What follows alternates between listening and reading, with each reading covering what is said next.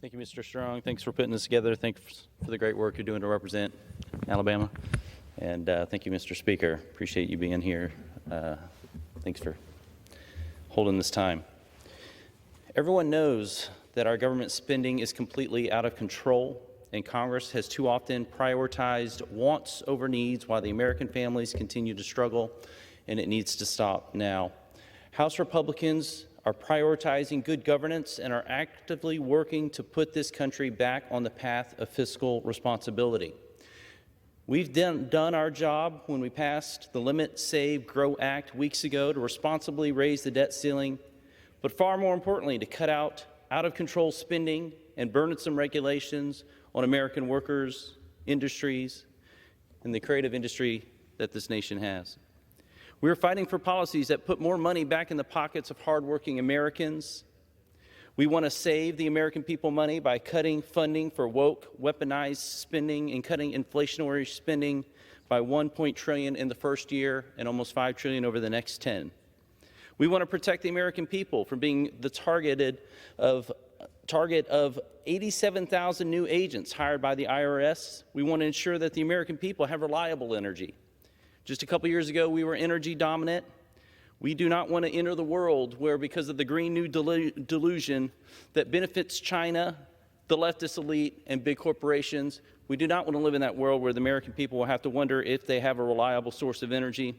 We want to guarantee that the American people who either choose not to attend college, they go into a field of their choosing, or responsibly have paid off their student loans, they won't be footing the bill for those who go to elite universities and often take career paths that don't lead to a good job or sustainable future.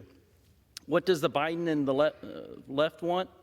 More government, more spending, more inflation, more corporate subsidies, and less freedom. We've made it clear that cutting woke, weaponized spending is a must to govern our nation responsibly. Our nation cannot afford it. There are so many examples. We want to strengthen our border. We want safe communities. We want to solve the fentanyl crisis. You know, we just heard a lot of talking from the left about, oh, the sky will fall if we get back to fiscal responsibility. Just today, the U.S. Embassy in Brazil put out this tweet of a video of our embassy teaching people how to say their proper pronouns. That is not the role of the State Department. The State Department is to help us to ensure that we have strong national security, that we have strong allies.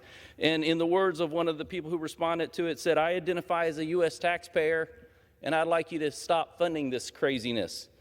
We are focused on getting back to good governance. We are focused on putting this country back on a path of responsibility. I urge the administration to come to the table sooner rather than later to address this debt ceiling and issue the beginning steps of getting this country back in order. This is our moment. This country's fiscal future is on the brink, and the success of the American worker is on the brink. We need to hold the line. Thank you, and I yield back.